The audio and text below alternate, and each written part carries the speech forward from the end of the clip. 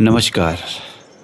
पिछले श्लोकों में हमने देखा कि दुर्योधन ने आचार्य द्रोण के पास जाकर पांडव सेना की विशाल व्यवस्था की ओर अपना ध्यान आकर्षित किया। अब वह पांडव सेना के प्रमुख महारथियों का नाम गिनाना प्रारंभ करता है।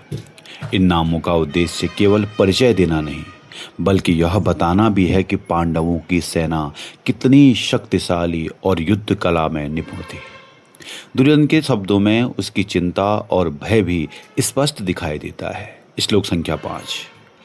धृष्टकेतुश्चेकितानः काशीराजस्य वीर्यवान् कुर्जित कुन्तिभोजस्य सैभ्यस्य नरपुंगवः। सरल हिंदी अर्थ है, पांडवों की सेना में चेदी देश के राजा धृष्टकेतु, वीर चेकितान, पराक्रमी काशीराज पुरुजित, कुंती भोज तथा श्रेष्ठ राजा शैब्य जैसे महान योद्धा उपस्थित हैं।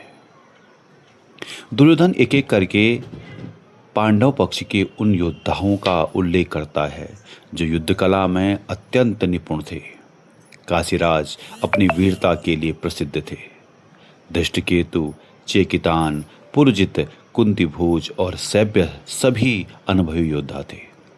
दुर्योधन इनका नाम लेकर द्रोणाचार्य को यह संकेत देता है कि सामने साधारण सेना नहीं, बल्कि अनेक महान महारथियों से युक्त एक संगठित और शक्तिशाली सेना खड़ी है। यहाँ यह भी ध्यान देने योग्य है कि दुर्योधन अपने सैनिकों का उत्साह बढ़ाने के बजाय बार बार शत्रु की शक्ति का वर्णन कर रहा है। यह उसके मन में छिपे भय और असुरक्षा की भावना को प्रकट करता है। श्लोक संख्या 6।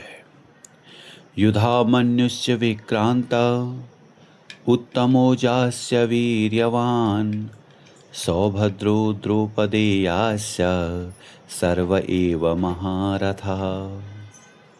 इसका सरल अर्थ है, पराक्रमी युधामन्यु, बलवान उत्तमौजा, सुभद्रा के पुत्र अभिमन्यु तथा द्रौपदी के 5 पुत्र, ये सभी महान महारथी हैं।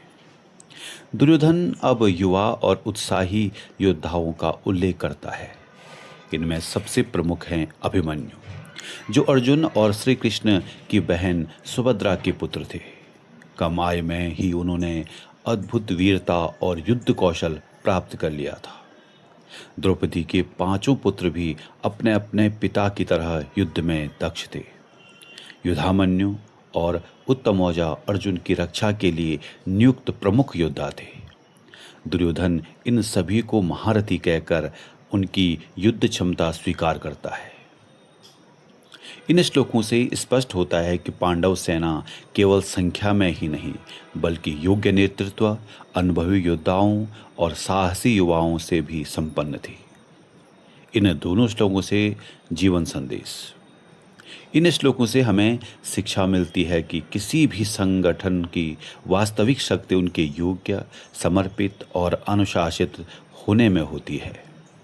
जब अनुभवी और युवा दोनों मिलकर एक लक्ष्य के लिए कार्य करते हैं, तब सफलता की संभावना कई गुना बढ़ जाती है। अगले भाग में हम गीता के प्रथम अध्याय के श्लोक संख्या 7 और 8 का इसी प्रकार भावार्थ और विस्तृत व्याख्या सहित अध्ययन करेंगे। जय श्री कृष्ण।